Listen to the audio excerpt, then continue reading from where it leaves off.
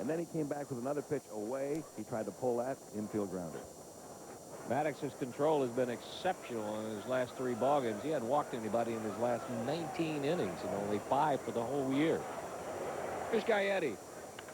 First pitch swinging, base hit. Hits all even at 7, but in the column that counts, the Braves still lead at 3-2.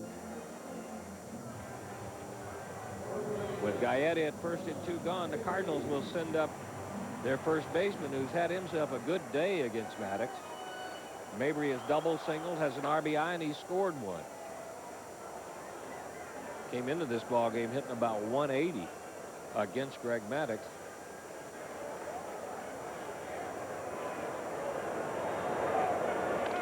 Lines it past a diving Chipper Jones.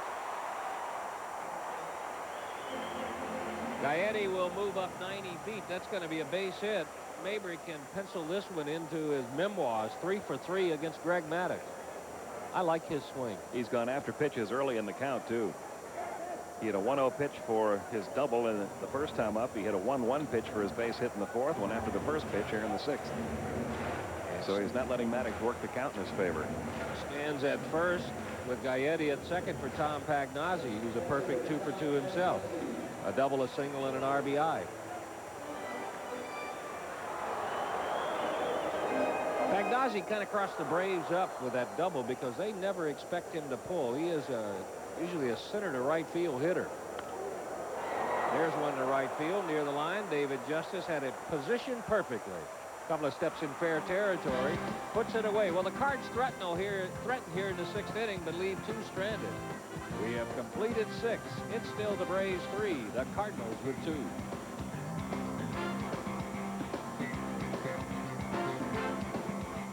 Tonight, as the Hawks face the Indiana Pacers. In the second half of that doubleheader, Portland Trail Blazers against the Utah Jazz. All the action kicks off tonight, 8 o'clock Eastern Daylight, right on TNT. The NBA playoffs are in full swing.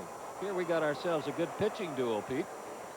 3-2 is our score. Braves up by 1, and these are the kind of games the Braves have had trouble winning this year. The Braves in 1-run games this season, just 1-6. David Justice, Jerome Walton, Javi Lopez. Due up here in the 7th. Justice with a double his last time up, giving him a 10-game hitting streak. Takes the first one low. Mark Grizzolanek had a 17-game streak snapped last night for Montreal. Now the longest one going is Ken Caminiti. But San Diego has a 13-game string going. 1 ball, 1 strike on Justice.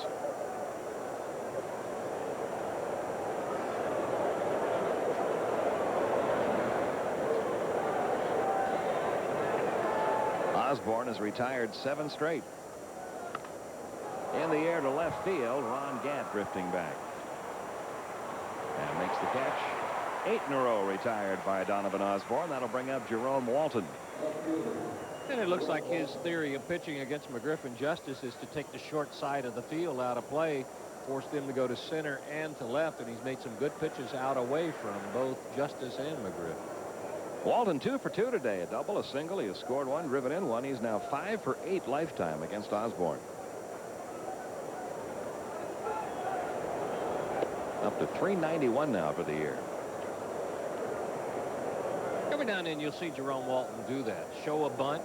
Normally what happens is everybody in the infield shortens up about a step, maybe 2 steps, cuts down angles on balls that he hits on the ground. More of a line drive ground ball hitter than a fly ball hitter. 1-1 the count. 3 runs, 7 hits for Atlanta. 2 runs, 8 hits for the Cardinals. Top half of inning 7.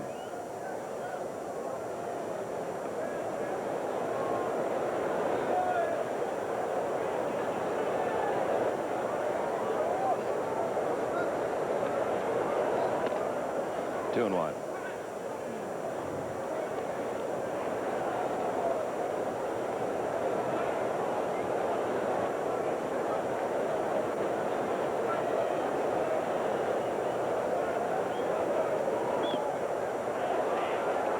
That evens the count on Walton. 2 balls, 2 strikes. Boy, if you could do that, you could pitch anywhere. Throw something other than the fastball for a strike when you're behind in the count. Pitches a little like Tom Glavine. changeup in a perfect spot. Ooh, that didn't miss by much. Must have been a little high. Full count, 3-2.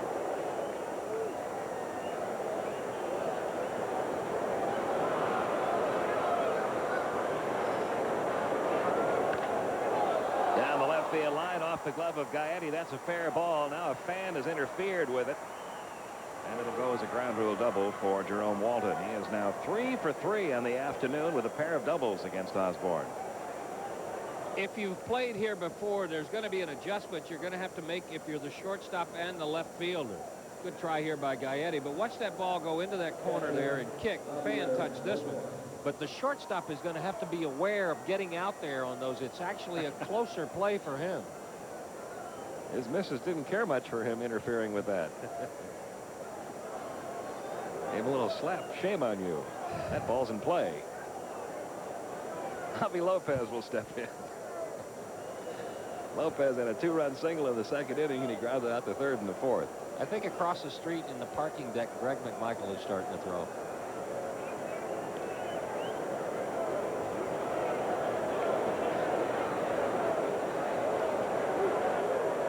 Eight hits now for Atlanta. Walton down at second with 1 out. And the pitch to Lopez. Hit foul out of play right side. 0-1.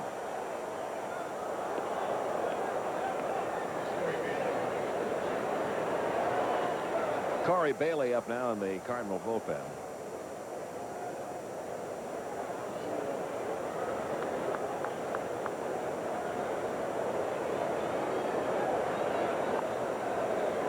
Peter, it was good to see Mike Morgan today in great shape, working out. He looks terrific. Yeah, I think he's ready to go. He'll probably get a start in about a week or so and then be back in the rotation here. 1-1 the count now on Lopez. Says he is 100% healthy and anxious to get back out there and pitch.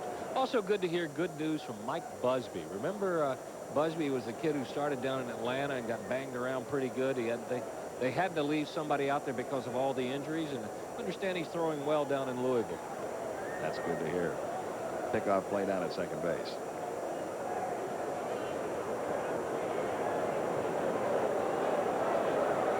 You know, they make that announcement, Don, on the PA system before every game. They say, do not interfere with the ball in play. Some people listen, some people don't. Take another look at this ball hit by Jerome Walton. Watch the woman sitting next to him when he sits down. You can't touch that ball. It's in play. How many times do I have to tell you? Every time we go to the ballpark, you embarrass me. I can't get you to take out the garbage, but you'll sure jump out on the field for a ball. 1-2 the count.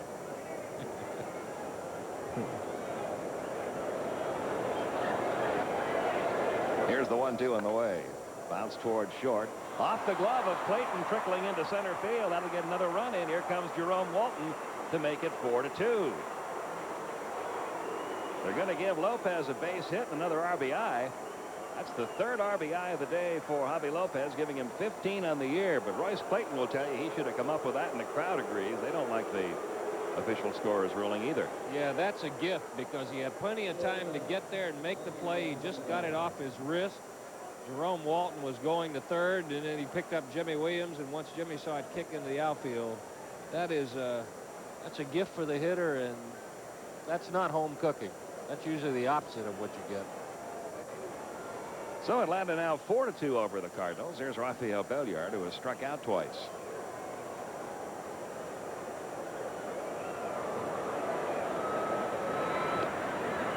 Lopez chased back. Belliard is 0 for 6 in this series, and he has now struck out his last 4 times up. Last 2 times last night, first 2 times today.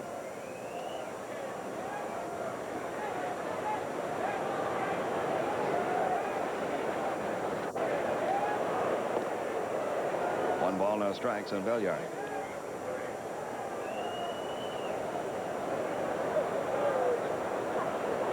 One man out. Eddie Perez has moved out on deck.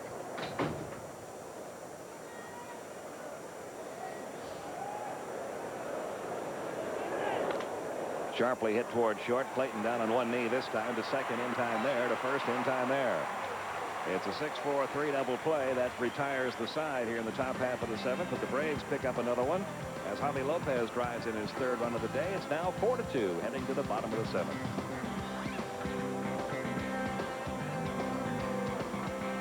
Then Mark Sweeney will pinch hit for Donovan Osborne. Then the top of the order, Royce Clayton.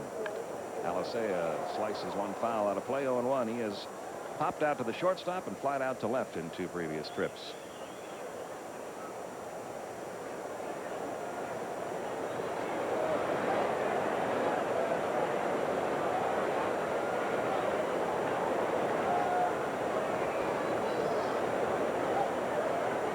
Greg Maddux in search of his 4th victory of the year.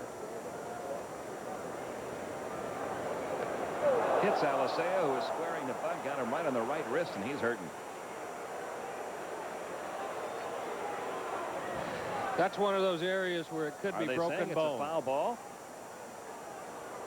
Tony La Russa out to argue with Angel Hernandez. I think Angel Hernandez has called that a foul ball.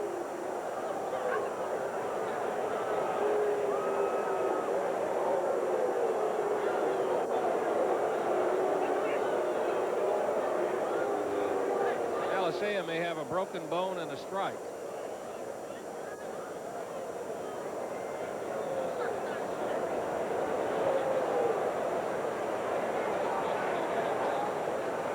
The discussion continues. Alicea thought he was hit, but it appears that Angel Hernandez has called it a foul ball. And he's saying all it did was pinch his hand. See if you can hear it here.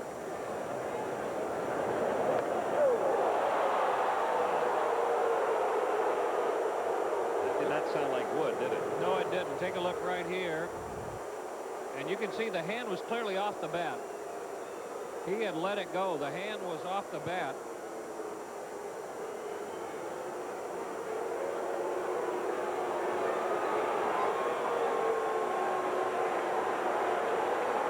Watch the bottom hand come off the bat right there, and the ball follow it. Oh, absolutely. That hit him on the back of the hand, clearly. Yeah. Not the bat. Alicea is coming out of the game. There you go. Bottom hand. Front hand will come off the bat. The ball just follows it right in toward his chest and hit him. So they're going to have to send up a pinch hitter probably, and it's going to be strike 2 on the guy hit with a pitch. Tony La Russa is still questioning Angel Hernandez. The crew chief, Jim Quick, has come in. One of the questions you have to ask, you tell me how I'm going to have a guy put on a disabled list with a broken bone and he wasn't hit with a pitch. You know what I can't believe? Let me know when I can duck that they didn't ask for a second opinion if there was something there. You can always ask one of the other umpires, but until he is asked, I think all Jim Quick is in there for now is to be a mediator and a peacemaker. It has not gotten extremely heated. Well, Tony La Russa doesn't. I mean, he's one of those guys that he'll stab you to death with icicles. But he's not one of those that goes into tirades. He gets his point across. Did he win the argument? I don't think so. David Bell's at first, but I think he thought he was going into pinch run. He's coming into pinch hit. Alicea has been bounced. And Bell thought he was going into pinch run and ran out to first base and had to be redirected back toward home plate by Charlie Relaford. So he's got to go back in the Cardinal dugout and grab a bat. He's going to inherit an 0-2 count.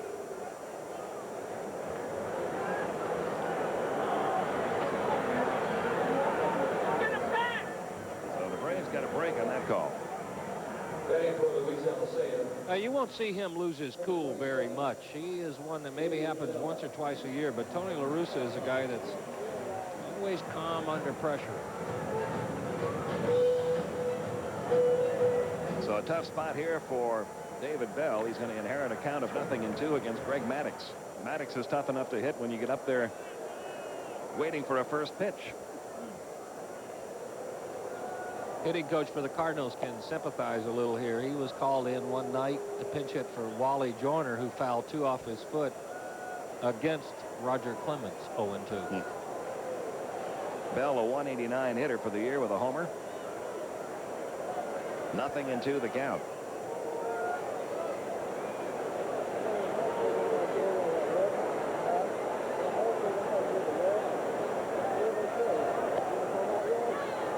pitches outside. Somebody might ought to remind David Bell he has 2 strikes on him because he squared the bunt there to get a look at Maddux's stuff. And if that was a strike, he would have been trotting back to the dugout. I wonder how aware of the situation he is, because he thought he was going in as a pinch runner. I hope he's aware that he's got a 2-ball, 2-strike count on him.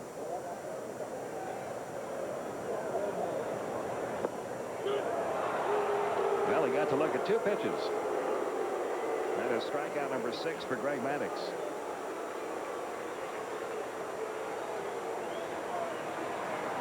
And that'll bring up Mark Sweeney, the pinch hit for Donovan Osborne.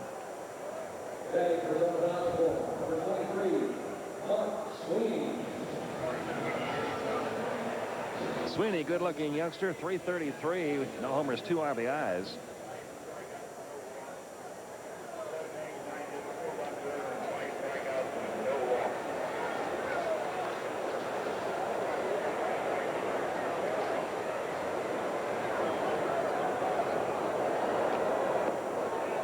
They got him from the Angels organization. He has been a good hitter every level of the way in the minor leagues, including some very high averages. 355 in A ball, 356 in Double-A ball, 345 in Triple-A ball. 1 ball, 1 strike. Yeah, he got stacked up behind some pretty good young talent over there, and the best thing that could happen for him was to get out of the organization. J.T. Snow has become an excellent first baseman and a good hitter for the Angels. 1 out here in the bottom of the 7th. 4-2, Atlanta leading. Here's the 1-1. Foul off at the plate, 1-2.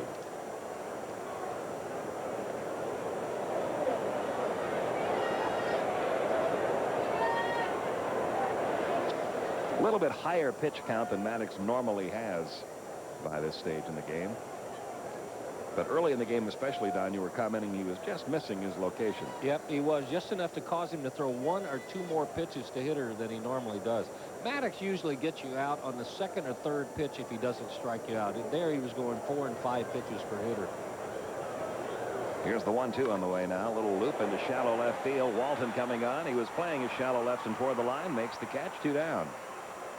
And as you watch a guy that most people consider the master pitcher in the game right now, Greg Maddux work, on a staff that many consider the best pitching staff in all of baseball, I want you to listen to some contrasts between the sublime and the ridiculous. Coming into this game, the Atlanta Braves had played 24 games, allowed 83 runs. Coming into today's game, the Detroit Tigers had played 24 games, allowed 188 runs.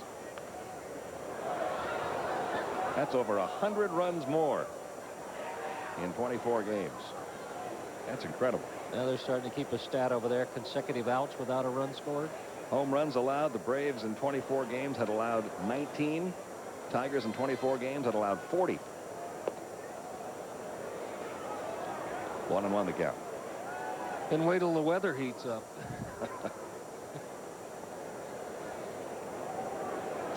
Two men out here in the bottom of the 7th.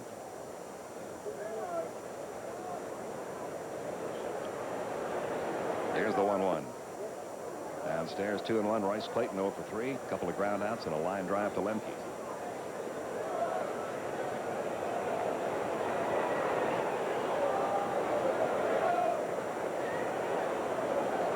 Here's the 2-1 pitch. Bounced again to Lemke. 3rd time today that Lemke has been involved, retiring Royce Clayton. A 1-2-3 inning for Greg Maddux. We go to the 8th. It's 4-2 Atlanta.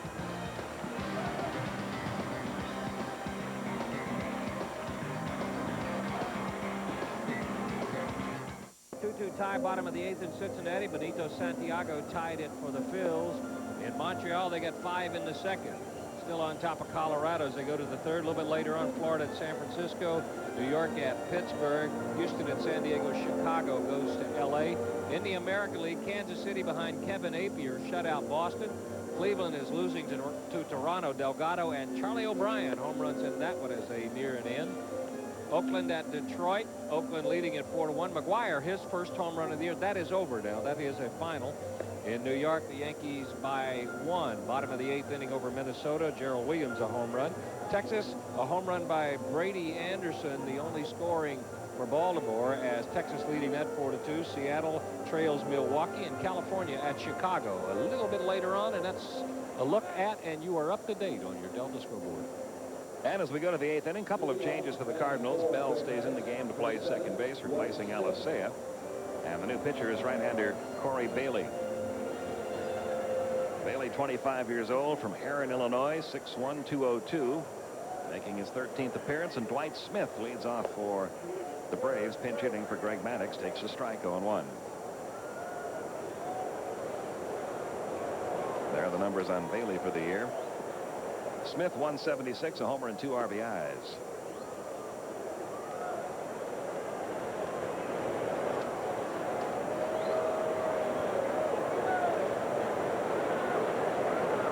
Bailey delivers the 1-1 pitch, caught the outside corner with it, 1-2.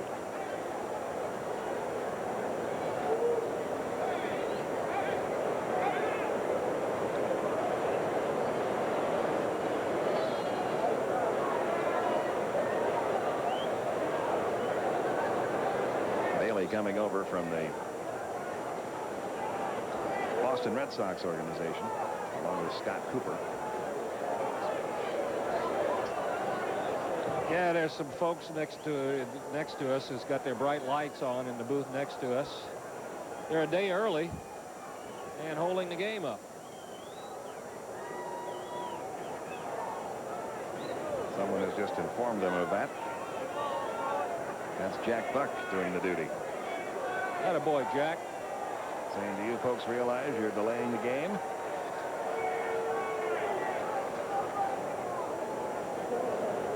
Now we're set to resume. A ball and 2 strikes on Dwight Smith.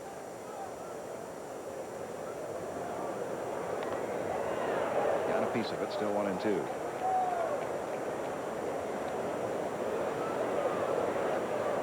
Braves leading at 4-2 here in the 8th.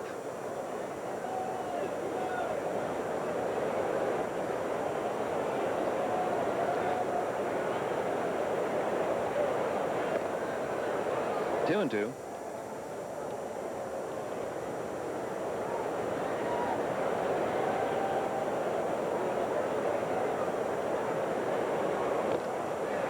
This time Pagnozzi holds on to the foul tip. Bailey has his first strikeout, 1 away, and back we go to the top of the order now. And Marquise Grissom, who struck out, hit into a 5-4-3 double play and fly to right. People who like pitching, I know the score is 4-2, but I think people who like pitching will have enjoyed this game to this point, Pete, because no base on balls. Both of the pitchers using their infielders, throwing a lot of strikes, and now Corey Bailey coming on to do the same.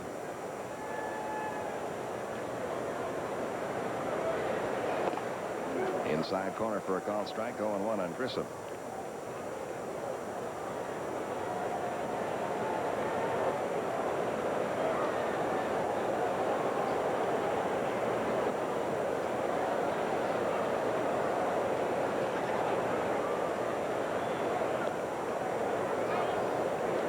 Grissom struggling a little bit on this road trip, just 3 for 16 on the trip so far. Average for the year now at 234. Watch the front shoulder as he strides into it, too. He's been pulling off the ball a little more than earlier in the year. Oh, great play by the first baseman. Mabry runs to the bag and took an extra base hit away from Marquise Grissom. Terrific play by John Mabry. He can play some first base. You've already seen what a good hitter he is, but watch this. Those are good instincts and then a good play, because you cannot be expecting Marquise Grissom to hit the ball that way. Inside breaking ball, inside out swing. That's going to be kicking toward the right field line. That is a good play. 2 men out here in the top half of the 8th inning. Mark Lemke, the batter. Lemke 0 for 3. He's fly to center and twice grounded out to third. And he takes a strike in the inside corner.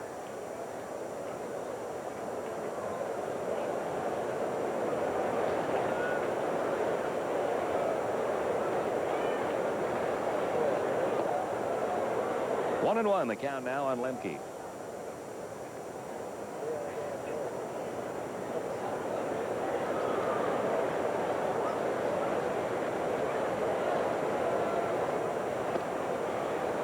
Upstairs, 2 and 1.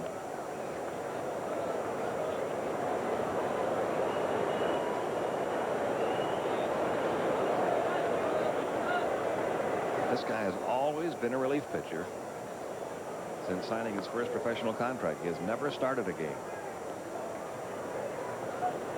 4 different levels in the Red Sox organization, a little bit of major league time, and then last year in the Cardinals chain, 55 appearances out of the bullpen at Louisville, 3 more with St. Louis.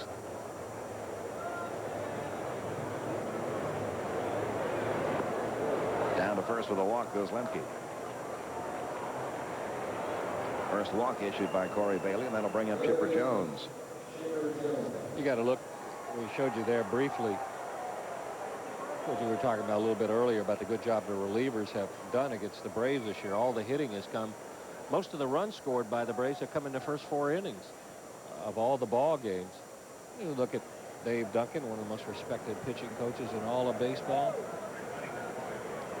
May have been the only pitching coach I've ever heard of who once had an incentive clause in his contract.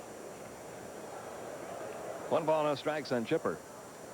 And again, proving that we've seen a number of times that you don't have to be a pitcher to be a successful pitching coach. Dave Duncan was a catcher. What was the incentive clause? It had to do with improving numbers on his pitching staff okay. when he went to the Chicago White Sox. Like more complete games and more innings pitched per start, wins, but one time was the highest paid coach in baseball. 1-1 the count now on Chipper Jones. 2 men out. Lemke the runner at first.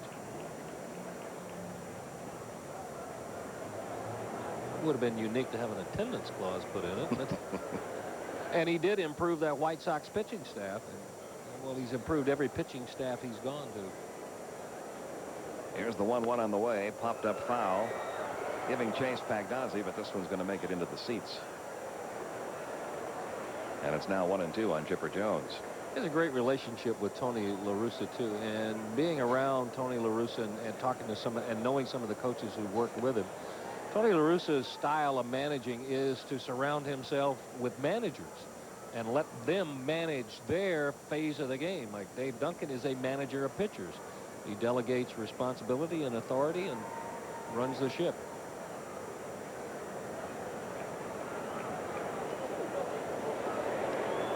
Chipper Jones awaits the 1-2 pitch.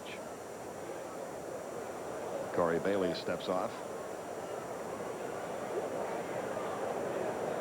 Well, you got a mutual admiration society between these 2 managers in this ballpark this series, Bobby Cox and Tony La Russa. They both think very highly of each other. Here's the 1-2.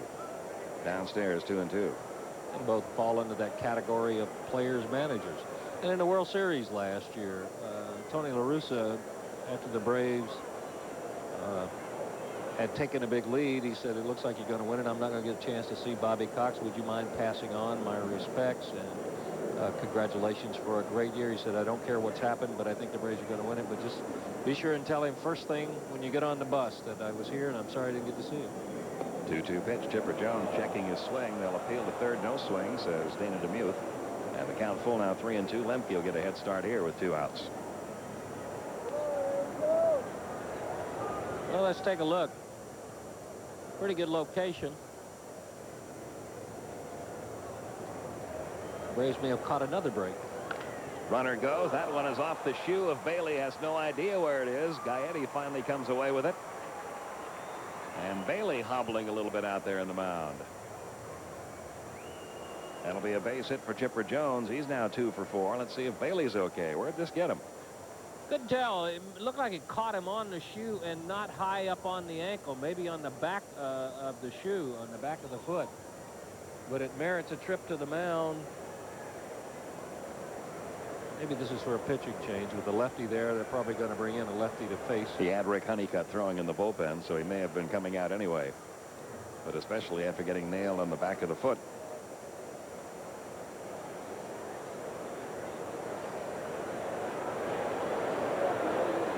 He shows Tony La Russa right where it was that he got hit. But it is going to be Rick Honeycutt coming in from the Cardinal bullpen. He'll inherit a 2-out runners at first and second situation in the top of the 8th with the Braves leading it 4-2.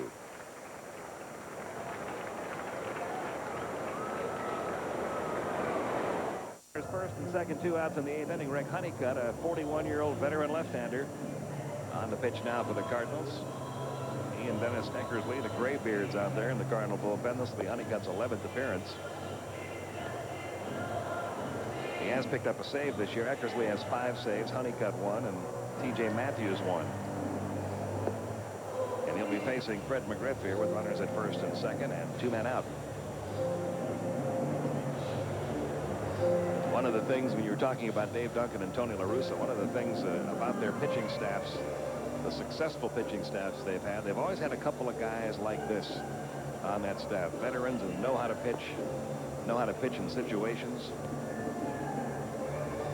Well, they like to know what you're going to get. It may not be always as impressive as some younger player, but it will always be consistent, and I think that's what both of them look for.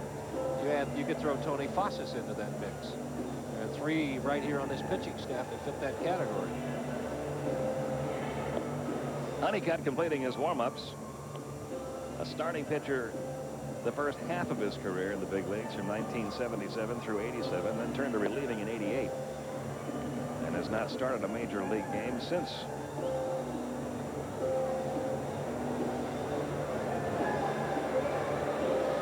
He says he lives in Chattanooga, not too far up the road from Atlanta there.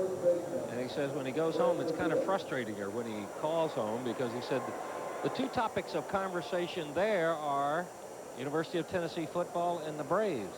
So he'll call and say, well, how about them Braves? How are they doing? And so he has to call home to get asked, how are the Braves doing, rather than how are the Cardinals doing? McGriff ready to step in. He's 1 for 3 on the day. Had a single in the second, hit into a 4-6-3 double play in the fourth. Looked at a 3rd strike in the 6th. First and second with 2 outs.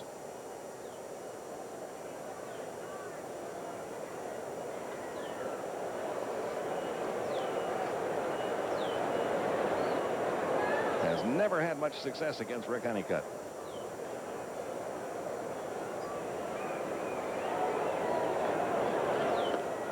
Upstairs, ball 1. 1 for 13 in his career.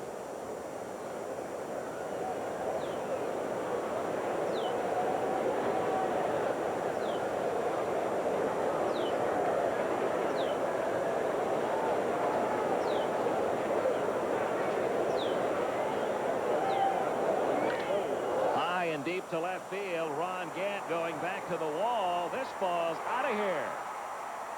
3-run homer for Fred McGriff. His 5th homer of the year. He now has 24 RBIs, and this game has been broken wide open. It's now 7-2.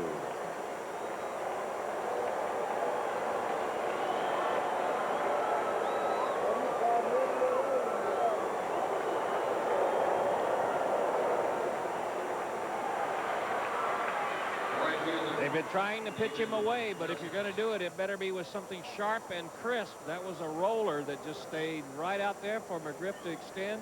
He, like most power hitters, like to get the arms out, and he, unlike a lot of left-handed hitters, strong enough to hit it out in left field. That was out with plenty to spare. 5 RBIs in the series for Fred McGriff. Here's David Justice, 1 for 3 with a double. Rolls one to the right side. Bell fields on the first. Close, but in time. And that's out number 3. But one swing of Fred McGriff's bat has just about iced this one for Greg Maddux. We go to the bottom half of the 8th inning. The Braves bullpen will take over now, with Atlanta leading it 7-2.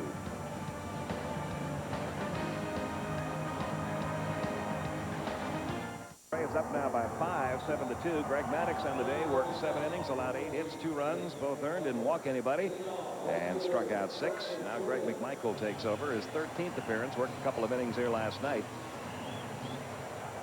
20 innings in a row without a walk for Greg Maddux. You can see the numbers on Greg McMichael. Brian Jordan will lead it off here.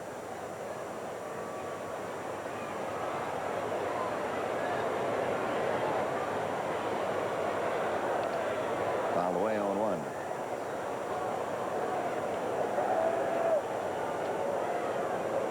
Ray Langford, who homered off McMichael last night, waits on deck.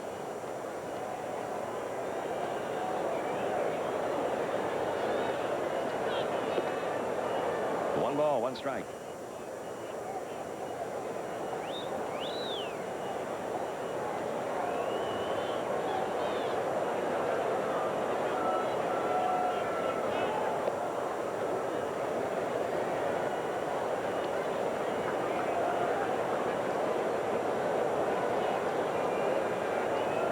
Two and one, the count on Jordan.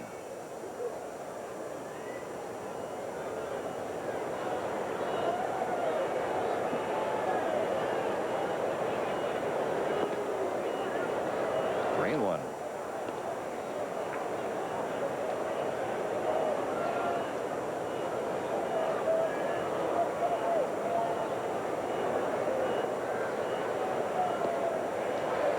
And that's not what you want to do. Walk that leadoff hitter. That's the first walk of the day issued by a Braves pitcher. Well, you never want to do it, but you really don't want to give them any encouragement after you put a 3-spot up there that should have iced it. Ray Langford will be the hitter. He has struck out twice and grounded out to first. Like we said, he homered off McMichael last night.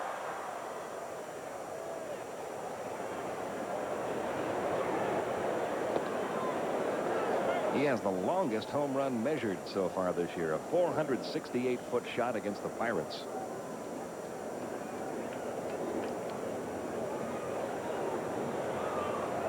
The right-hander way in the back of the hall there is Mark Wohlers, and the left-hander is Terrell Wade.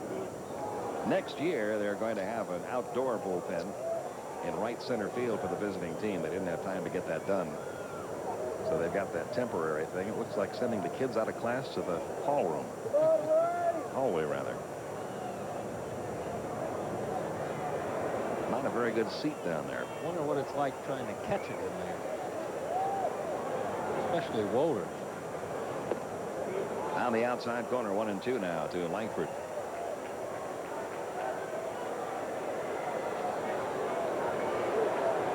They issue miner's lamps to the bullpen catchers back in there.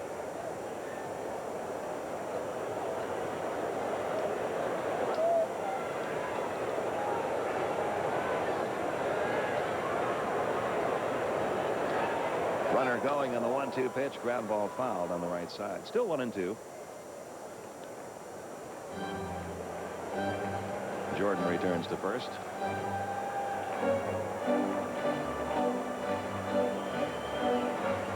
Seven runs on 11 hits for Atlanta. 2 runs, 8 hits for the Cardinals. You don't want to allow him just to walk down there, but you certainly don't want to be distracted from the primary job at hand, and it should be to continue that streak right there to get out Langford.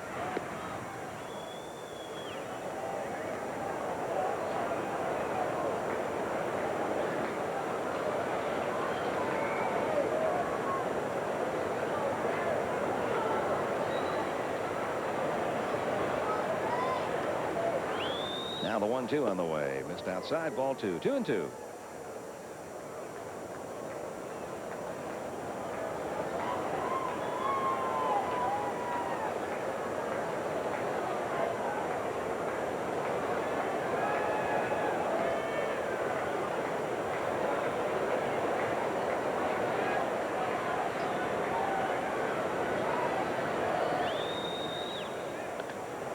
Out of play. It remains 2 balls, 2 strikes on Ray Langford.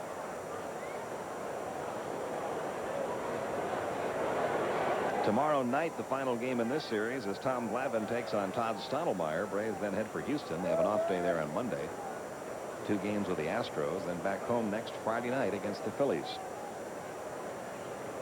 And that's when we will see the folks next on TBS. And that'll be Greg Maddux's next start. There goes the runner. Swung on, missed. Throw down to second base. Might be a double play. It is.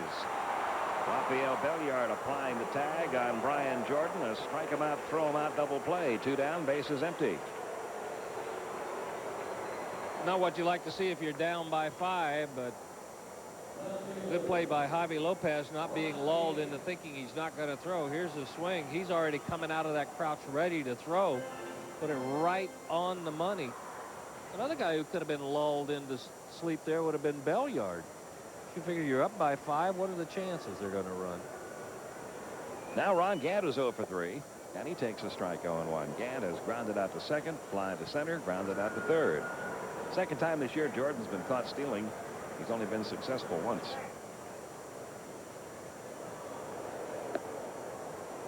One ball, 1 strike.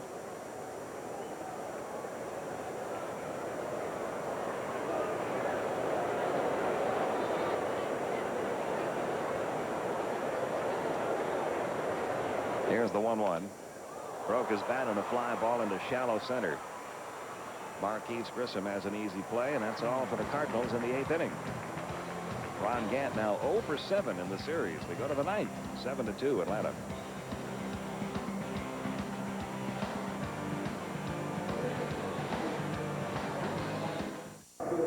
Ticket's a little tougher to get for that hockey playoff game tonight. Jerome Walton's had a big day. He's 3 for 3, 2 doubles, a single. He has scored 2 runs. He drove in the go-ahead run for Atlanta back in the 4th inning. Getting his start in place of Ryan Klesko today. Ryan, with a left-handed starting pitcher out of there. Also, his wrist has been bothering him a little bit. But Jerome Walton making the most of his opportunity. Up to 417 now for the year.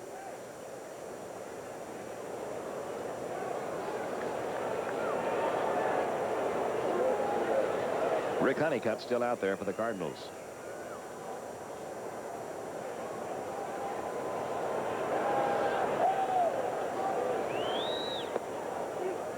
Nothing in 1, the count on Walton.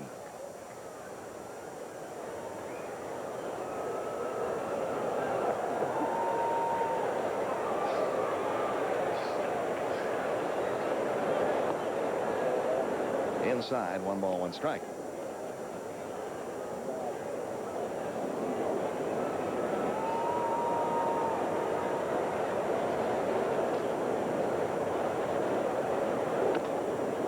Little tap toward third, but foul.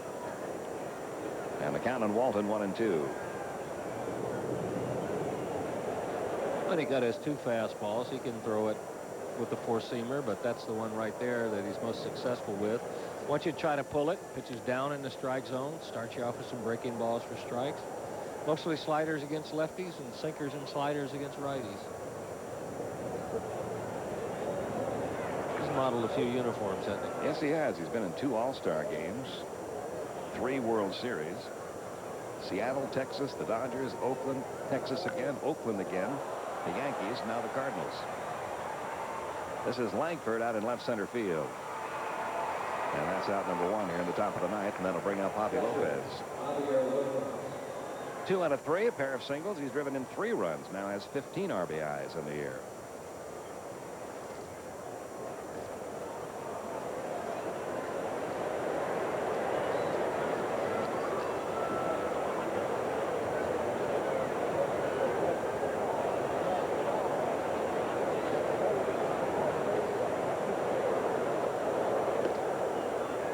One ball, no strikes, the count on Lopez. Rafael Belliard on deck and can't wait to get up there. Belliard is 5 for 9 in his career against Honeycutt. 2-0. Some of those folks, Don, in the $100 seats down there only got about 75, 80 bucks worth today. Big left, huh? They left early. Royce Clayton, the 3-hopper on the first in time. And that's out number 2.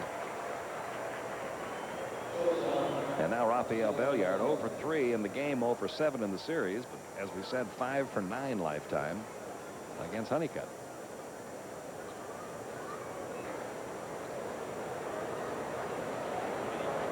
Five for 9 against Honeycutt. There's a pretty good chance he's going to be swinging at the first pitch. 0 for 9 against Honeycutt. Pretty good chance he's going to be swinging at the first pitch. Oh, he took a strike. Can you believe it? No. 0-1 the count. Wanted to see if he had changed any since the last time he wore him out. Here's the 0-1 to Belliard. Bounced foul. The count 0-2. Due up for the Cardinals in their half of the 9th inning. Gaetti, Mabry, and Pagnazzi.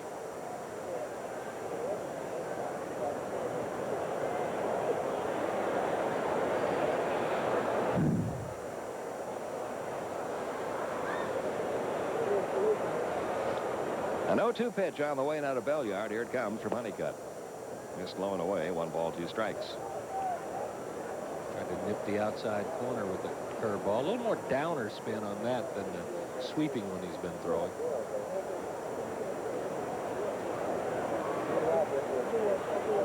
Now the 1-2 on the way. Look out. Into the Cardinal dugout.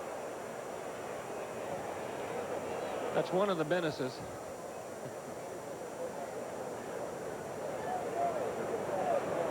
It remains a ball and 2 strikes. I think that's Andy. Usually the younger of the 2 will have guard duty.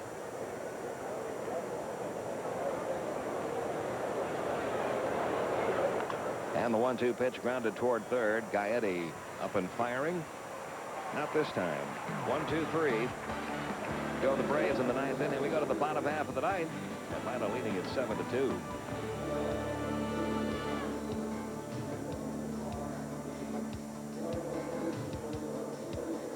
Who takes over for Greg McMichael. Wohlers making his 12th appearance. Not a save situation here. But the Yankees scratched David Cone from his scheduled start today.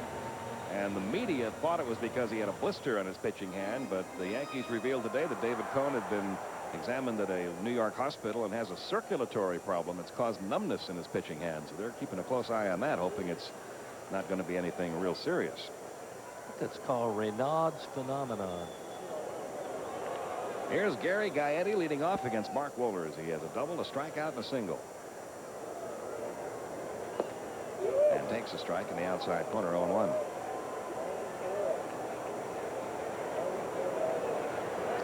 Remember, Wohlers got touched up early, but he's on a good roll now. 10 2/3 scoreless innings since a little shaky outing. Now the 0-1 to Gaetti. Missing away. 1 ball, 1 strike.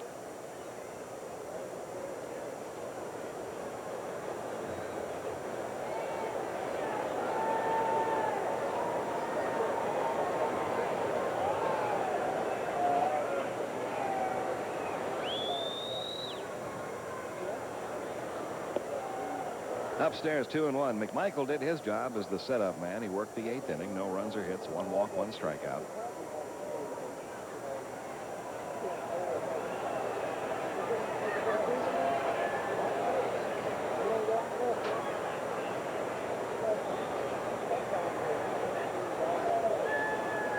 Now the 2-1 pitch on the way to Gaetti. Back up the middle. That's his 3rd hit of the day. A leadoff single to start the bottom half of the 9th inning. Hit number 9 for the Cardinals.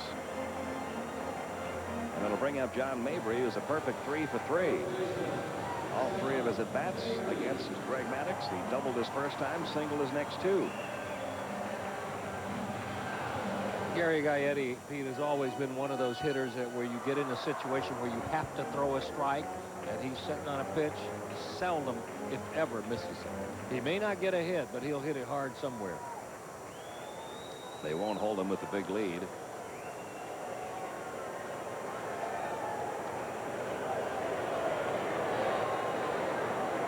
He's going to run. Mabry swings and misses. No throw, and they shouldn't get a stolen base there. The Braves were ignoring him, and it will not be a stolen base for Gaetti. See, I don't like just letting a guy walk down to second base. I mean, you have a guy here who's an inside-out hitter, not much of a pull hitter. You take the double play out of it. I think you hold him close enough so that he has to exert a little effort, especially a guy not known for stealing bases. Keep the double play in order.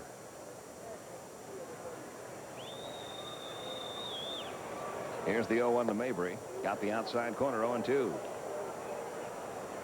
A little bit of a different pitching style for Mark Wohlers this year. He's going more to the breaking ball.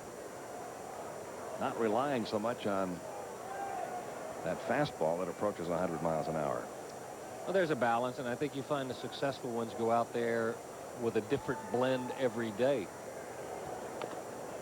Fouled off, still 0-2. You're not always going to take the same artillery to war, so it's a matter of when you crank up, how good is the fastball? If it's overpowering, you stick with it.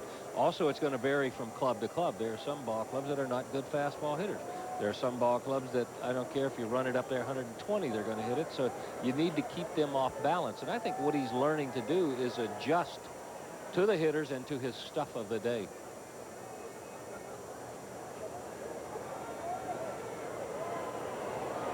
Nobody out. Gaetti down at second. 0-2 on Mabry.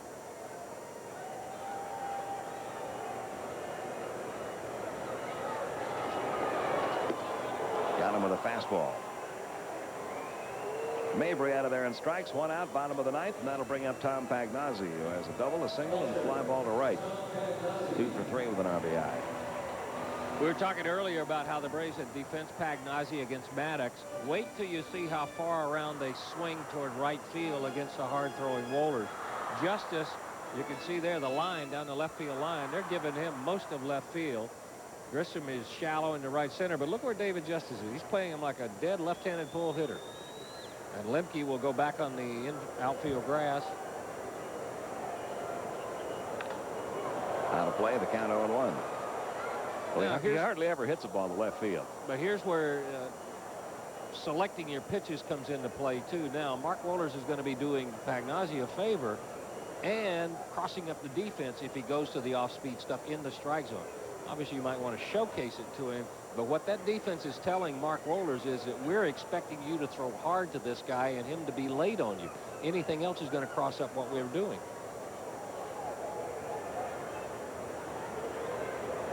Here comes the 0-1. 0-2.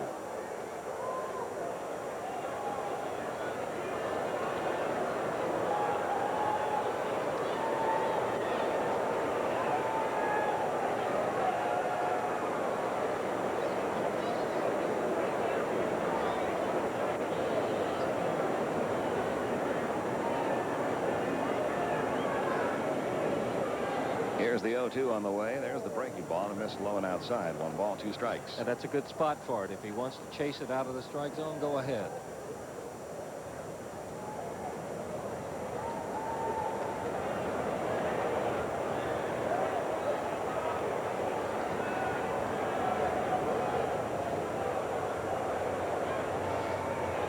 Here's the 1-2 on the way. Just got a piece of that one. Stays alive.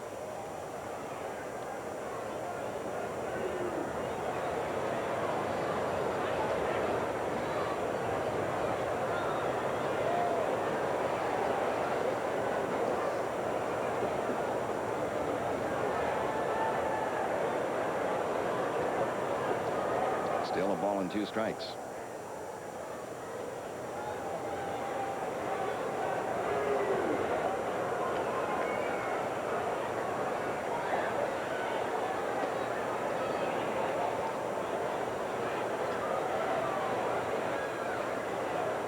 Again, the 1-2 pitch got him. Pagnozzi becomes strikeout victim number 2 of Mark Wohlers. That's 2 outs in the 9th inning. It's all up to David Bell. 9 for the day for Braves pitching. Interesting scenario possibly in the National League Central Division after this one. If the Cardinals fail to rally here, they'll drop to 1 game under 500. But if Houston loses its game in San Diego tonight and the Pirates lose their game to the New York Mets tonight, St. Louis will still be in first place in the Central Division, even though they're 1 game under 500.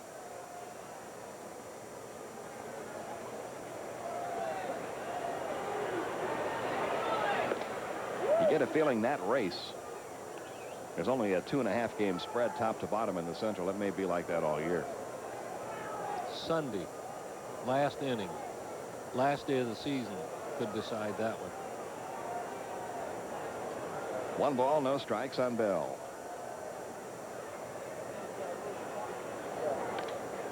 In the air to center field. Marquise Grissom back under it. He's got it, and the Braves have taken the first 2 from the Cardinals here in St. Louis. After a 6-1 victory last night, the Braves beat them again today. Final score, Atlanta 7, St. Louis 2.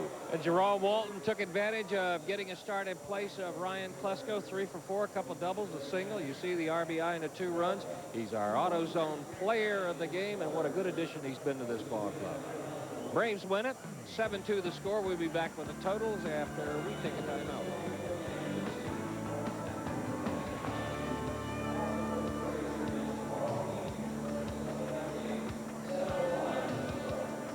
Victory is the result. Our next Braves telecast, or the next Braves telecast, will be Tuesday at 8 p.m. on Sports South. That'll be the Braves and the Astros from the Astrodome. Our next telecast on TBS will be at 7:35 p.m. Eastern Time Friday night against the Phillies. That'll be Greg Maddux on the mound for Atlanta.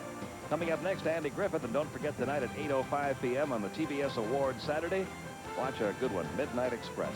Until next Friday, for Don Sutton, Skip Carey, Joe Simpson, our entire TBS crew, Pete Van Wieren from Busch Stadium in St. Louis, where the final score was Atlanta 7 and the St. Louis Cardinals 2. So long, everyone.